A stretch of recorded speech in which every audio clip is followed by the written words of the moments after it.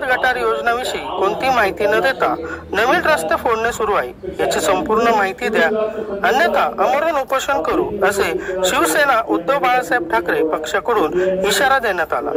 Maharashtra 24 news साठी प्रतिनिधी फिरदौस खान पठाण। भूमिगत गटार योजना, या गटार योजनेमध्ये या लोणार शहरामध्ये किती लोकसंख्या आहे, या लोकसंख्येच्या हिशोबाने किती व्यासाची पाईपलाईन टाकायला पाहिजे याचा कुठल्याही प्रकारचा नियमबद्ध किंवा सायंटिफिक दृष्ट्या विचार न करता ही गटार लाईन टाकण्यात येत आहे।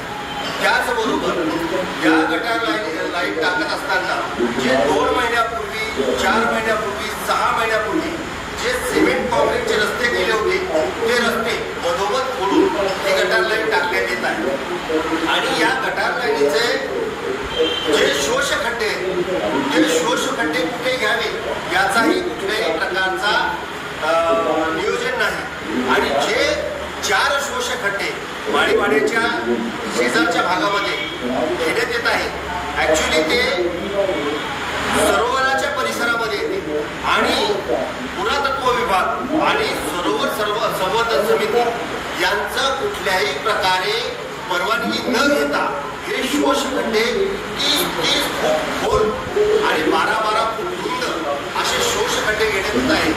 जेव्हा की या सायलेंट झोन आहे,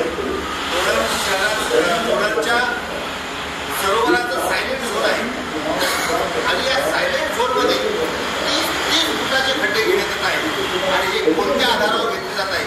या सर्व लोणारची जी अंडरग्राउंड गटार योजना आहे यामध्ये मोठ्या प्रमाणामध्ये भ्रष्टाचार होत आहे। हे लोकांना याच्याविषयीची कुठलीही माहिती नाही, म्हणून आम्ही लोणार येथील नगर परिषदेच्या सीओना, मुख्य अधिकाऱ्यांना पत्र दिलेलं आहे आणि या गटार योजनेची सविस्तर पुराव्यानिशी माहिती आम्हाला देण्यात यावी। 7 दिवसाचा अवधी दिलेला आहे। जर 7 दिवसामध्ये ही माहिती आम्हाला दिली नाही तर आम्ही 8व्या दिवशी म्हणजे 7 तारखेला आमरण उपोषणाला या नगर परिषदेच्या समोर बसू असा आम्ही निश्चय केलेला आहे।